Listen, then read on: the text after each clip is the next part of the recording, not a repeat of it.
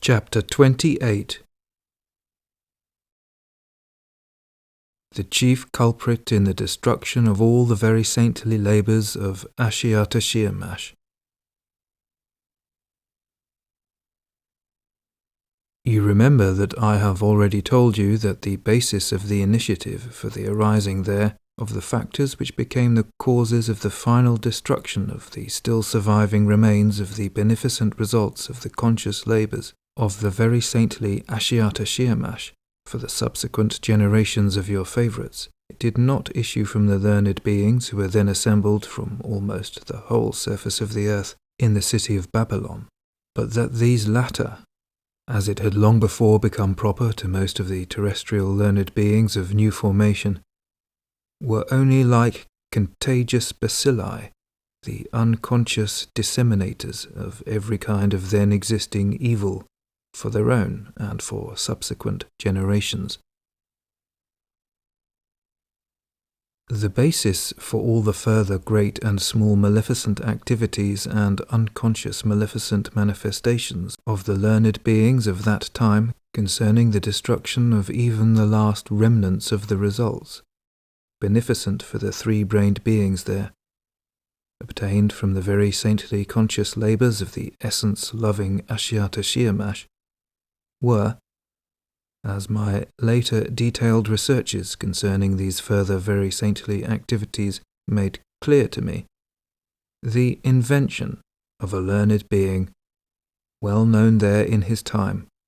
also belonging to the number of learned beings of new formation, and named Lentrocham-Sanin. As a result of his inner, what is called, double gravity-centered existence, the highest being part of the presence of this terrestrial three-brained being was coated and perfected up to the required gradation of objective reason, and later this highest being part became, as I have once already told you, one of those 313 highest being bodies who are called eternal Hasnamus individuals, and who have the place of their further existence in the universe on a small planet existing under the name of eternal retribution. Now, strictly speaking, about this terrestrial three-brained being Lentrocham-Sanin, I would have to fulfill my promise and to explain to you in detail about the expression Hasnamus,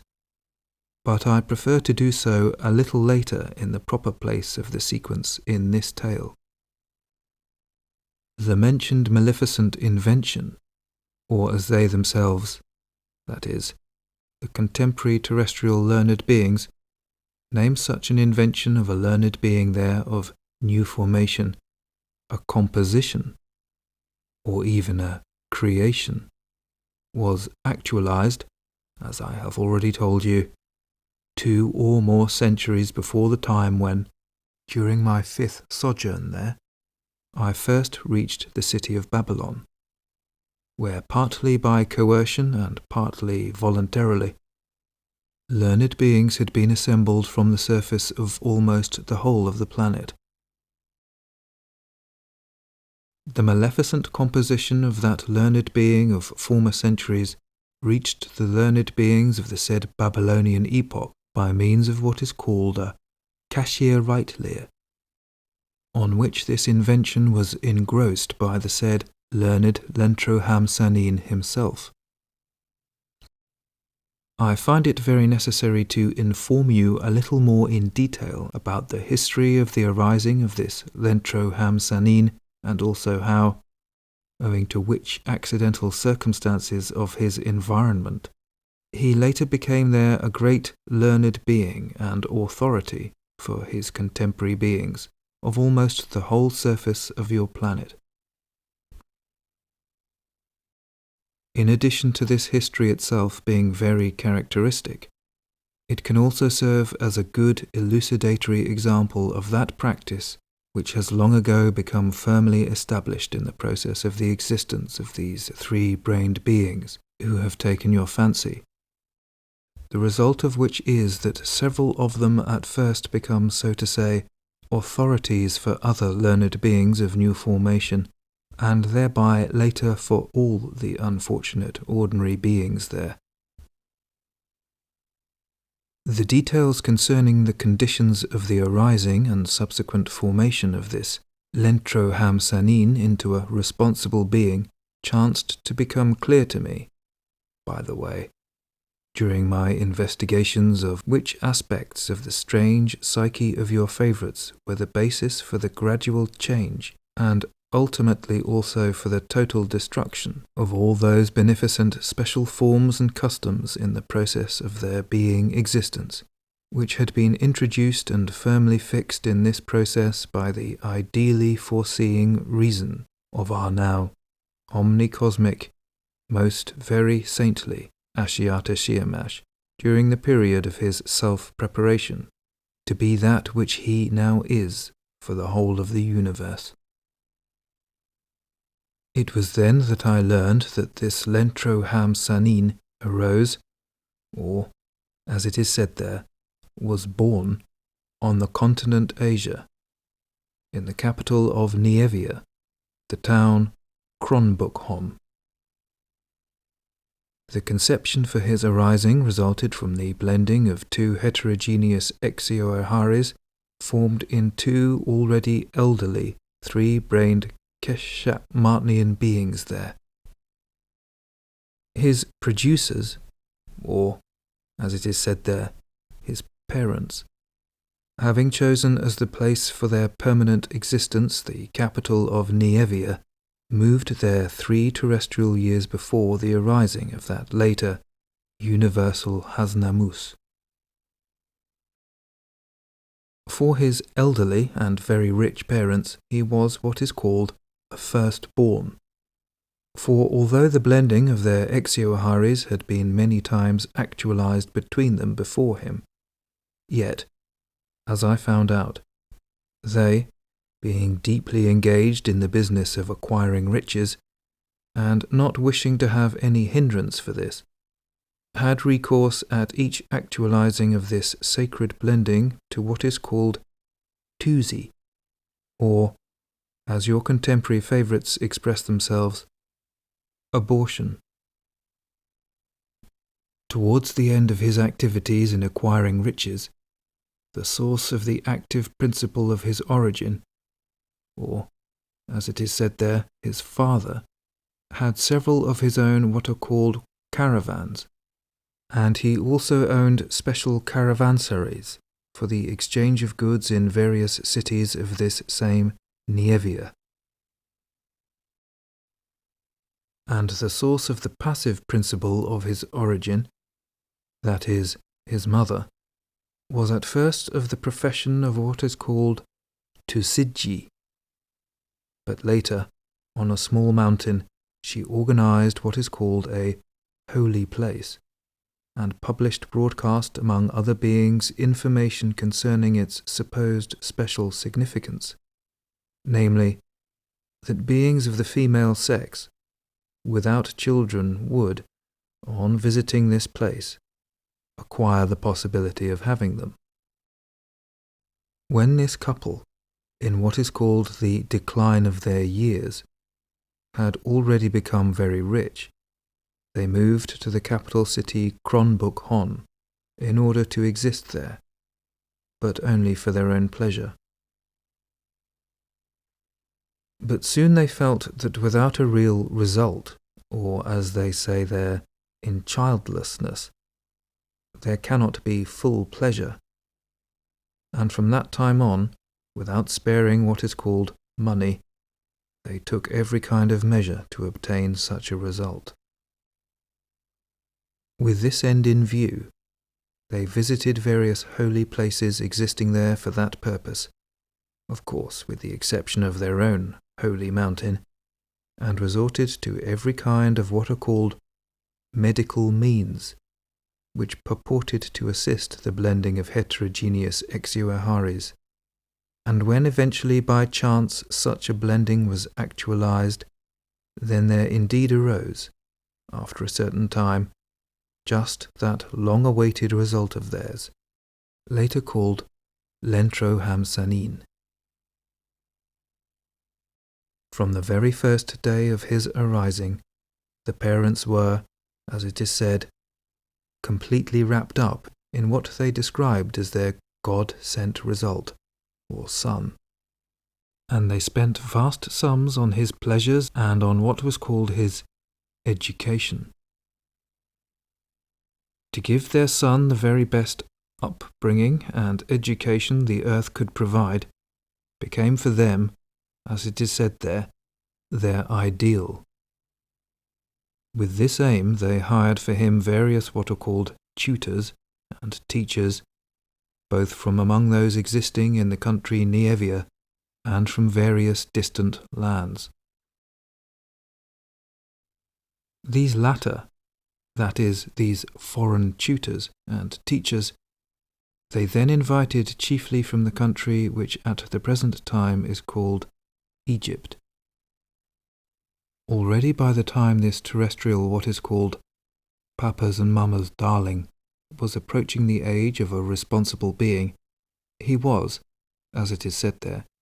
very well instructed and educated. That is, he had in his presence a great deal of data for all kinds of being egoplasticuri, consisting, as it is usual there according to the abnormally established conditions of their existence, of various fantastic and dubious information, and later, when he became a responsible being, he manifested himself automatically through all kinds of corresponding accidental shocks. When this later great learned being there reached the age of a responsible being, and although he had indeed a great deal of information, or, as it is called there, knowledge, nevertheless, he had absolutely no being in regard to this information or knowledge which he had acquired. Well,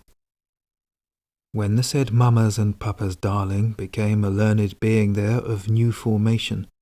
then because on the one hand there was no being whatsoever in his presence, and on the other hand because there had already by this time been thoroughly crystallized in him those consequences of the properties of the organ Kundabuffer which exist there under the names of vanity, self-love, swagger, and so forth, the ambition arose in him to become a famous learned being, not only among the beings of Nievia, but also over the whole of the surface of their planet. So, with all his presence he dreamed and ruminated how he could attain this. For many days he then thought seriously,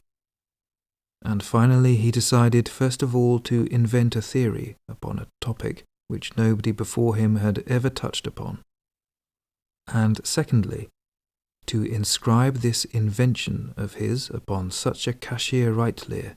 as nobody had ever before inscribed or would ever be able to in the future either. And from that day he made preparations for the actualizing of that decision of his. With the help of his many slaves, he first prepared a cashier Reitlehr, such as had never before existed. At that period of the flow of time on the planet Earth, the cashier Reitlehrs were generally made from one or another part of the hide of a quadruped being called their buffalo. But Lentro Hamsanin made his cashier Reitlehr from 100 buffalo hides joined together. These cashier Reitlehrs were replaced there later by what is called parchment. Well, when this unprecedented cashier Reitlehr was ready, the subsequently great Lentro Hamsanin inscribed upon it his invention concerning a topic which, indeed, it had occurred to nobody to discuss before, and for which, in truth, there was no reason why it should have been. Namely, in those wiseacrings of his, he then criticized in every way the existing order of collective existence.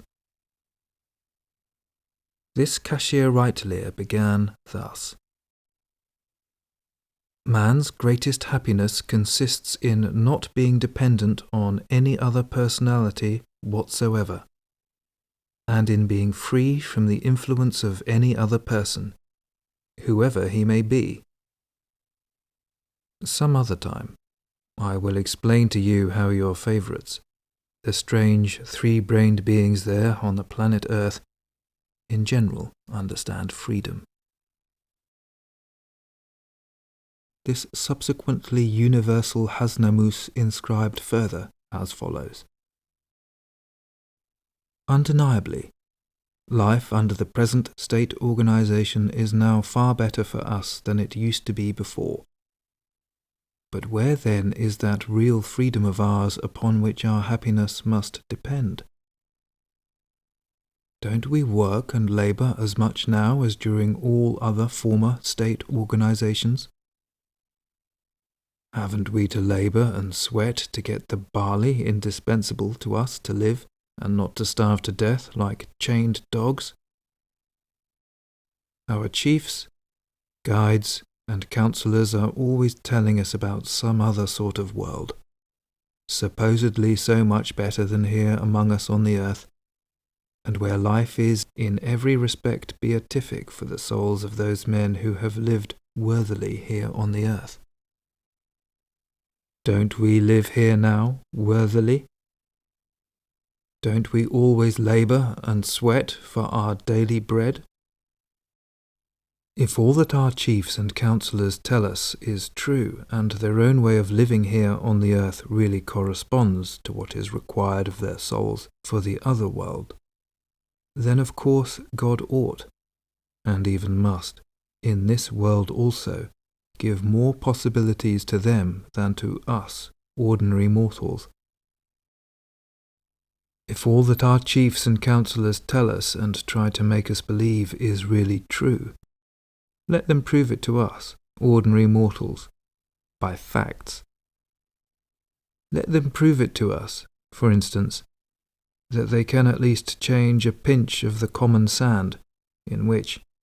thanks to our sweat, our daily bread arises, into bread. If our present chiefs and counselors do this, then I myself will be the first to run and kneel and kiss their feet. But meanwhile, as this is not so,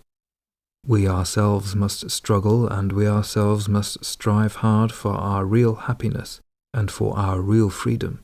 and also to free ourselves from the need of having to sweat.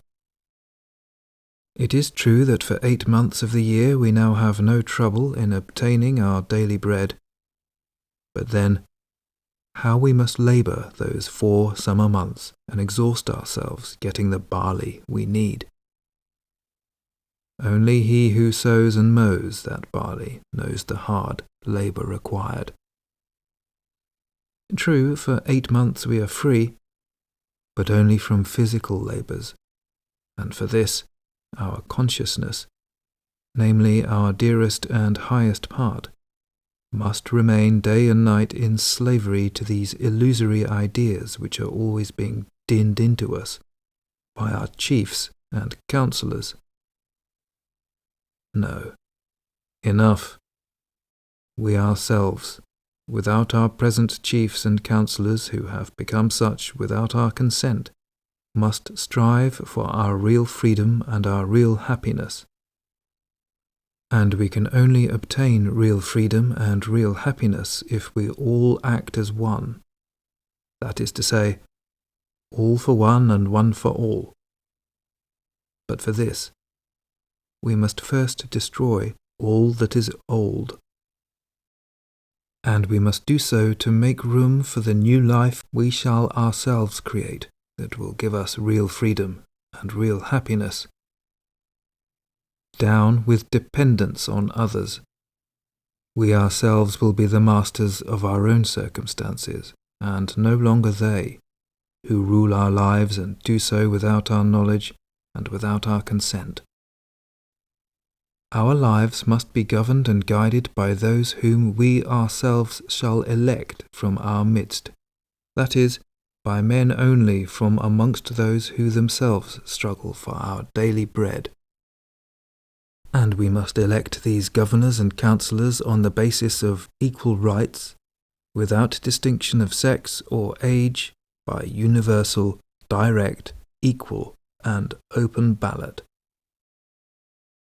Thus ended the said famous Kashir Reitleer. When this subsequent universal Hasnamus, Lentro Hamsanin, had finished inscribing this Kashir Reitleer, indeed unprecedented there, he arranged an enormous and costly banquet to which he invited all the learned beings from all Nievia, taking upon himself all their travelling expenses. And at the end of this banquet he showed them his Kashir Reitleer. When the learned beings then gathered at that free feast from almost the whole of Nievia saw that indeed unprecedented Kashir Reitleer, they were at first so astounded that they became, as it is said there, as if petrified, and only after a considerable time did they gradually begin looking at each other with dumbfounded glances, and exchanging opinions in whispers. Chiefly they asked one another how it was possible that not a single learned being, nor a single ordinary being had known or guessed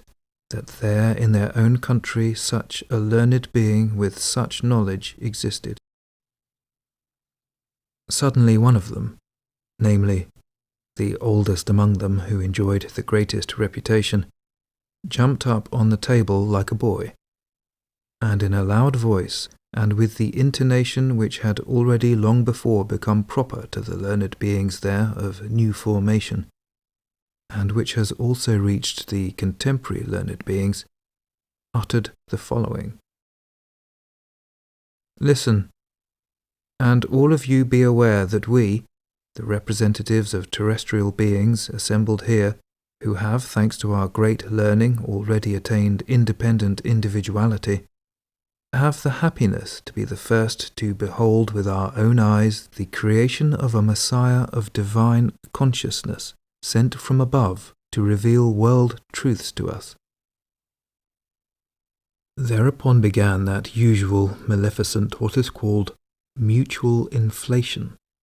which had already long been practised among the learned beings of new formation, and chiefly on account of which no true knowledge which has chanced to reach them ever evolves there, as it does everywhere else in the universe, even merely from the passage of time itself. But, on the contrary, even the knowledge once already attained there is destroyed, and its possessors always become shallower and shallower.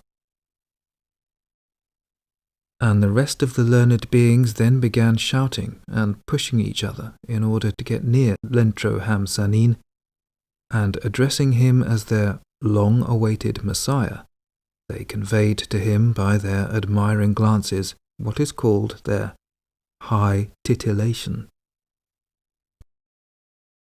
The most interesting thing about it all is that the reason why all the other learned beings were so greatly amazed and so freely gave vent to what are called their learned snivellings lay in a certain extremely strange conviction which had been formed in the psyche of your favourites, thanks as always to the same abnormally established conditions of ordinary existence, that if anybody becomes a follower of an already well-known and important being, he thereby seems to be to all other beings almost as well known and important himself. So it was on the strength of his being very rich, and what is more important, already very famous, that all the other learned beings of that time, of the country Nievia, immediately manifested themselves approvingly towards this Lentro Hamsanin. Well then, my dear boy, when after the said banquet the learned beings of Nievia returned home, they immediately began firstly to speak among their neighbours, and later more and more widely, here, there, and everywhere, about that unprecedented Kashir-Reitleer itself, and, secondly, already foaming at the mouth,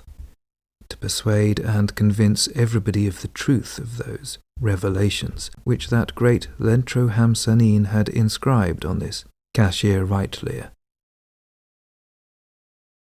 The result of it all was that the ordinary beings of the town Kronbukhon, as well as of other parts of the country Nievia, talked among themselves of nothing but these revelations. And gradually, as it also usually happens there, almost everywhere beings became divided into two mutually opposing parties, one of which favoured the invention of the subsequent universal Hasnamus, and the other, the already existing and well-fixed forms of being existence. Thus it continued during almost a whole terrestrial year, during which time the ranks of the contending parties increased everywhere, and towards each other there grew one of their particular properties called hate. The result of which was that one sorrowful day in the town Kronbukhon itself, there suddenly began among the beings who had become followers of one or the other of the two said mutually opposite currents, their process of what is called civil war. Civil war is the same as war. The difference is only that in ordinary war, beings of one community destroy the beings of another community, while in a civil war the process of reciprocal destruction proceeds among beings of one and the same community, as, for example, brother annihilates brother, father, son, uncle, nephew, and so on. At the outset, during the 4 days that the horrible process was at its height in Kronbukhon, and the attention of the other beings of the whole country Nievia was concentrated on it, everything was still relatively quiet in the other towns, but here and there,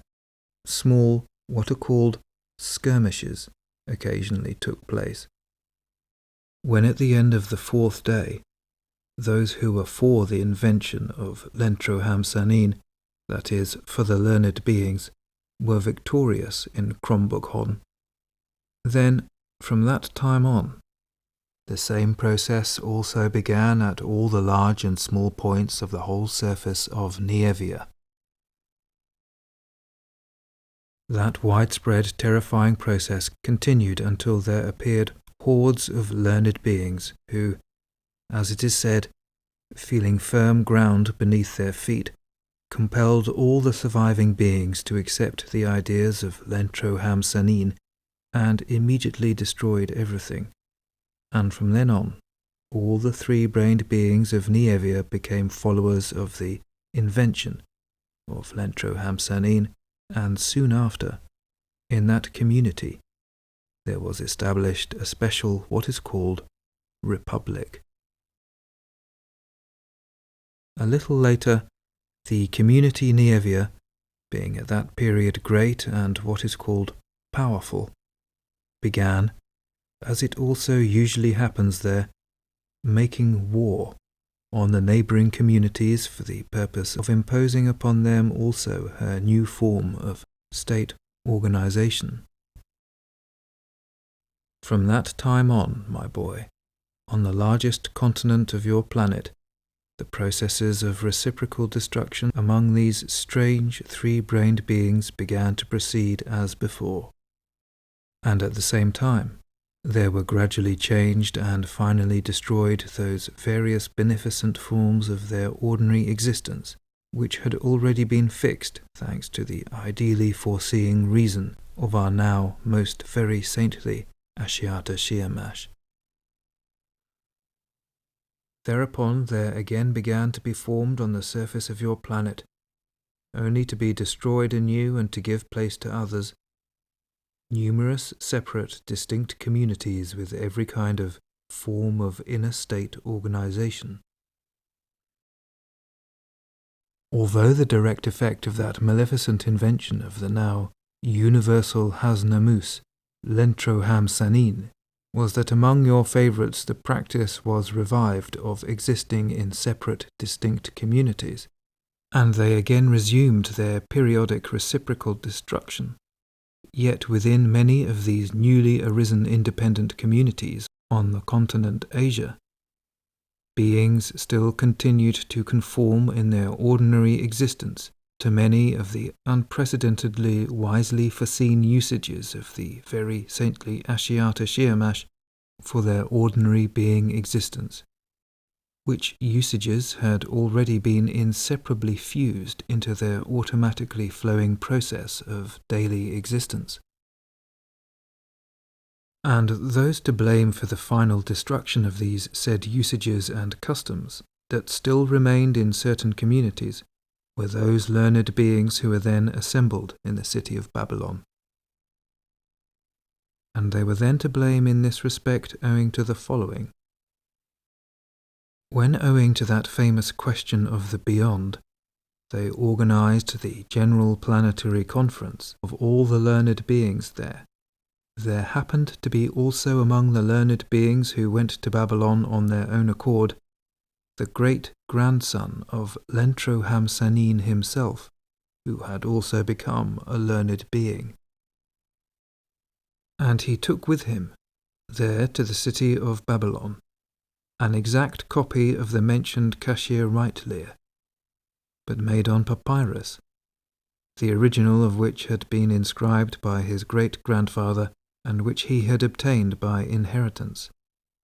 And at the very height of the frenzy concerning the question of the soul,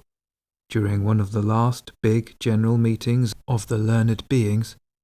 he read aloud the contents of that maleficent invention of his great-grandfather's, whereupon it occurred, as it had also become proper to the sorry learned beings of this planet, thanks to their strange reason, that from one question which interested them, they at once passed to quite another, namely, from the question of the soul to the question of what is called politics. Thereupon in the city of Babylon, meetings and discussions again began everywhere concerning the various kinds of already existing state organizations, and those which in their opinion ought to be formed. As the basis of all their discussions they took, of course, the truths indicated in the invention of Lentroham Sanin, this time expounded on what is called a papyrus that had been taken there by his great-grandson, and a copy of which almost every learned being who was then in Babylon carried in his pocket. For several months they discussed and argued, and as a result, they this time split into parties. That is to say, all the learned beings then in the city of Babylon split into two independent what are called sections, under the following names. The first, section of Neomothists. The second, section of Paleomothists. Each of these sections of learned beings soon had its adherents from among the ordinary beings in the city of Babylon. And once again things would certainly have ended also with a civil war if the Persian king, hearing of it all, had not immediately cracked them on their learned noddles. A number of these learned beings were executed by him. Others were imprisoned with lice, and still others were dispatched to places where, even now, as Mullah Nasser-ed-Din would say, French champagne could not be taken. Only a few of those who were clearly shown to have been occupied with all this only because, as it is said there, they were mad, were permitted to return to their own countries, and those among them who had taken no part whatever in political questions were not only given full liberty to return to their native land, but by the order of the mentioned Persian king,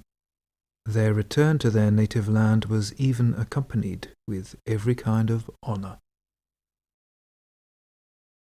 Well then, my boy, those Babylonian learned beings who, owing to various reasons, survived and were scattered everywhere over the surface of almost the whole of the planet, continued by momentum their wiseacring, the basis of which they made, of course not consciously but simply mechanically, those two leading questions which had arisen and which had been the questions of the day during the said Babylonian events, namely, the famous questions concerning the soul of men and the inner communal organization. The result of these wiseacrings of theirs was that over the whole continent of Asia, civil wars again broke out in various communities, and the processes of mass reciprocal destruction between different communities. The destruction which thus proceeded of the remnants of the results of the conscious labours of the very saintly Ashiata Shiemash continued on the continent of Asia for about a century and a half. Yet, in spite of this, in some places there were preserved and even by momentum were still carried out certain forms that had been created by Ashiata Shiemash for their beneficent being existence. But when the three-brained beings there who arose and existed on the neighbouring continent, now called Europe, then began taking part in the Asiatic wars, and when hordes, with the arch-vainglorious Greek called Alexander of Macedonia at their head, were dispatched thence and passed almost everywhere over the continent of Asia, they made, as it is said, a clean sweep from the surface of that ill-fated planet of everything that had been established and had still been preserved and carried out. So clean a sweep that it left not even the trace of the memory that there could have once existed on the surface of their planet such a bliss, specially and intentionally created for their existence by such a reason, whose possessor is now one of our 7 most very saintly omnicosmic individuals, without whose participation even our uni-being common Father does not allow himself to actualize anything. And now, my boy, after my tale about this Lentroham Sanin,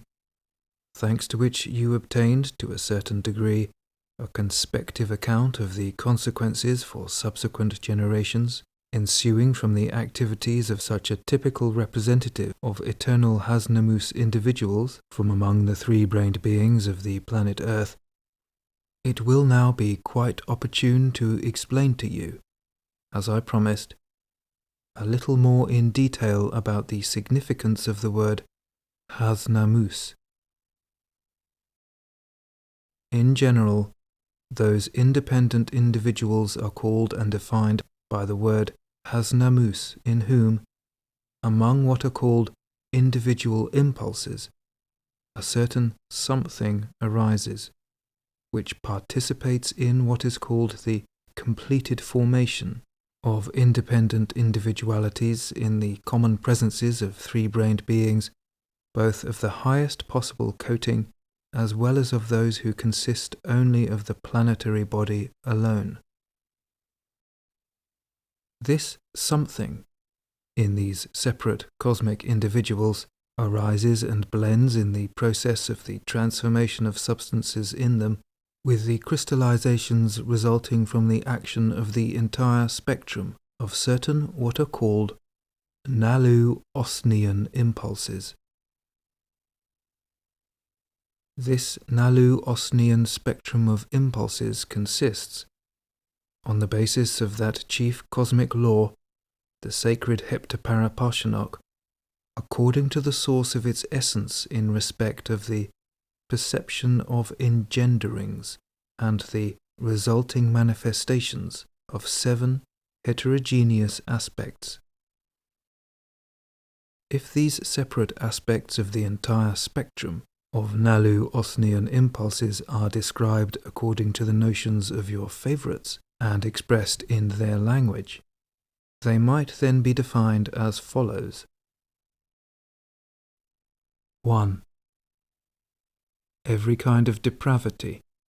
conscious as well as unconscious. 2. The feeling of self-satisfaction from leading others astray. 3. The irresistible inclination to destroy the existence of other breathing creatures. 4. The urge to become free from the necessity of actualizing the being efforts demanded by nature. 5. The attempt by every kind of artificiality to conceal from others what in their opinion are one's physical defects. 6. The calm self-contentment in the use of what is not personally deserved. 7. The striving to be not what one is.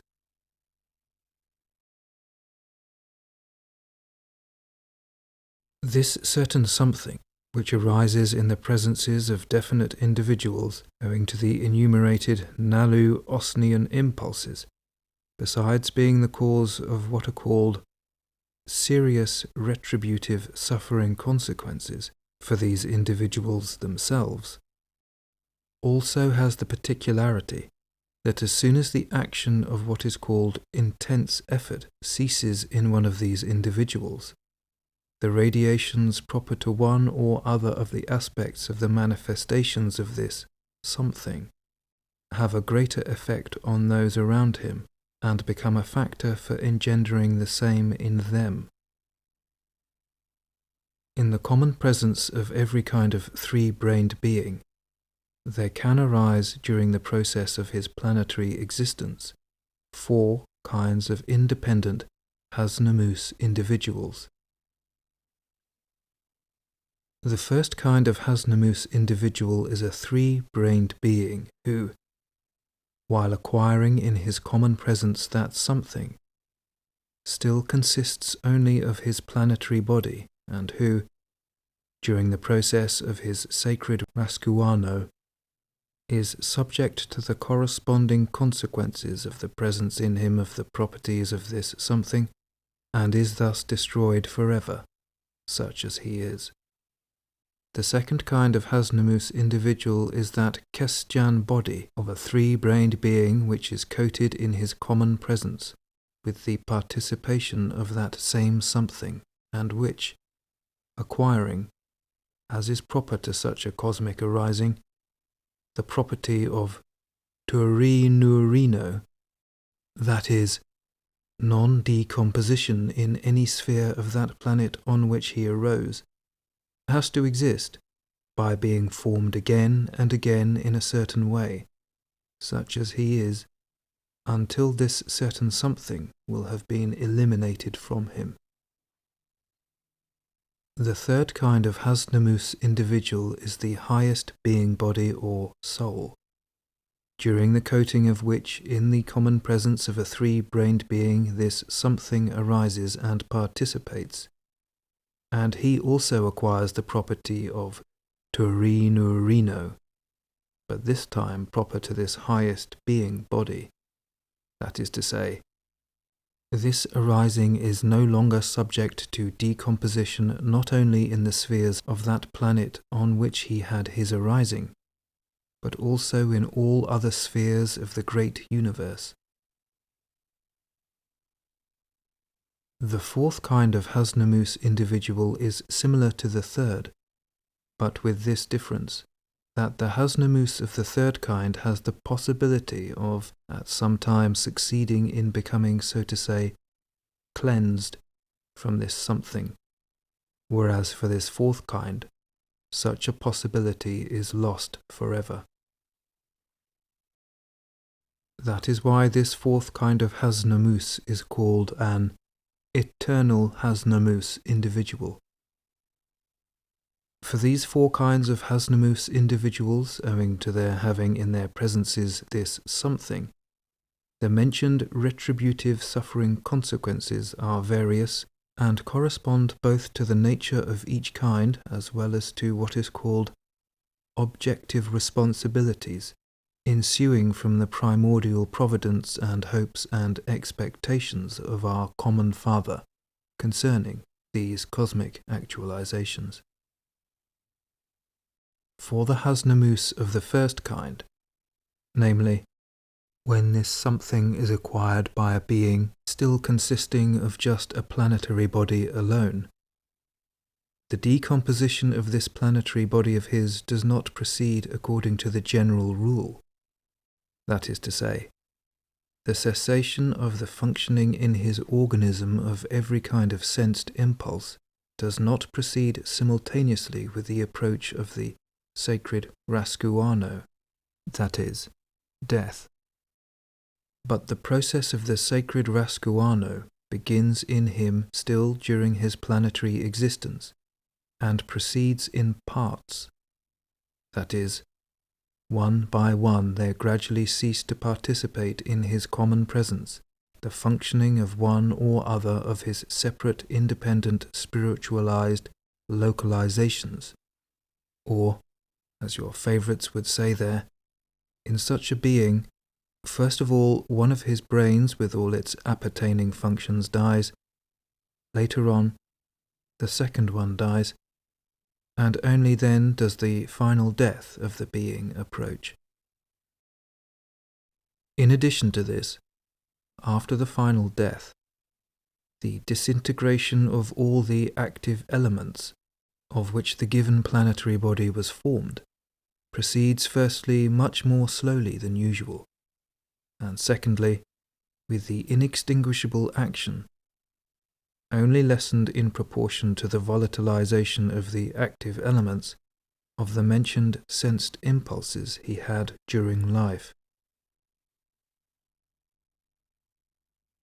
For the second kind of Hasnamus individual, that is,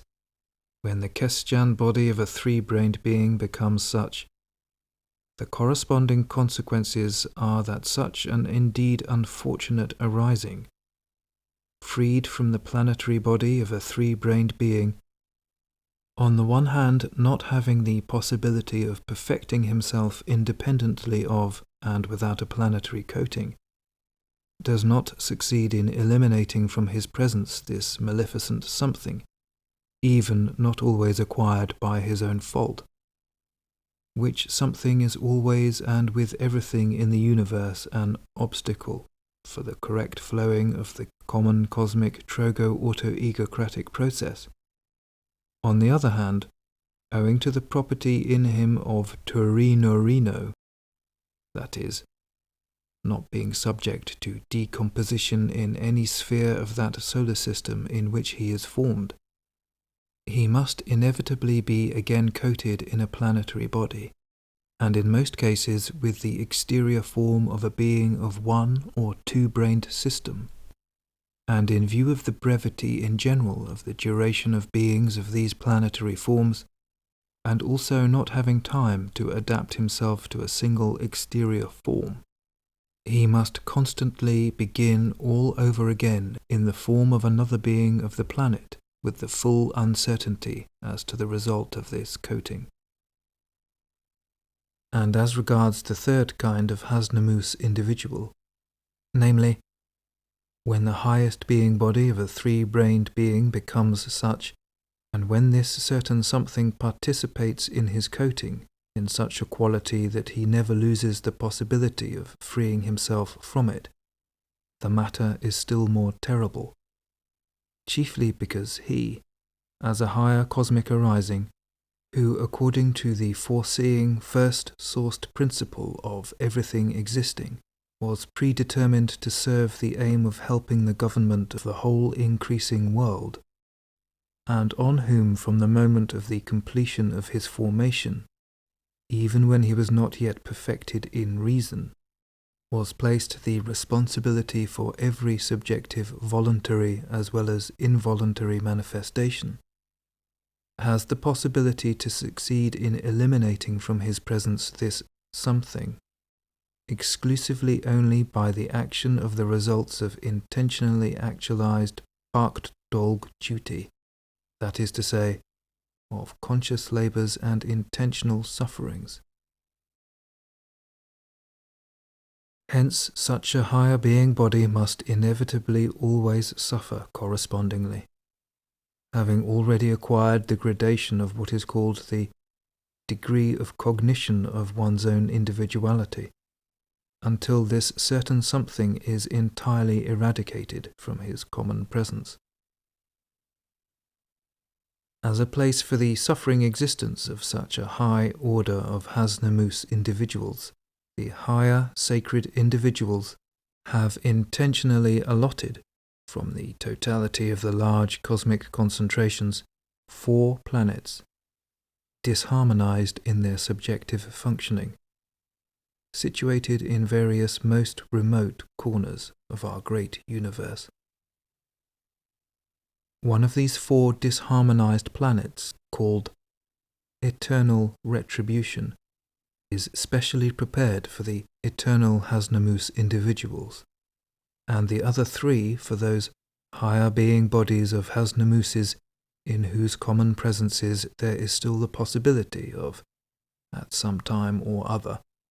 eliminating from themselves the mentioned maleficent something. The 3 small planets exist under the names of 1. Remorse of conscience, 2. Repentance, 3. Self-reproach. Here it is interesting to notice that from among all the highest being bodies which have been coated and perfected in every kind of exterior form of 3-brained being, there have, so far, reached the planet Retribution from the whole universe only 313, 2 of whom had their arising on your planet, and one of these is the highest being body of this Lentroham Sanin. On that planet Retribution, these eternal Hasnamus individuals must constantly endure those incredible sufferings called Ink Iran Udal, which are like the sufferings called remorse of conscience, but only much more painful. The chief torture of the state of these highest being bodies is that they must always experience these terrifying sufferings, fully conscious of the utter hopelessness of their cessation.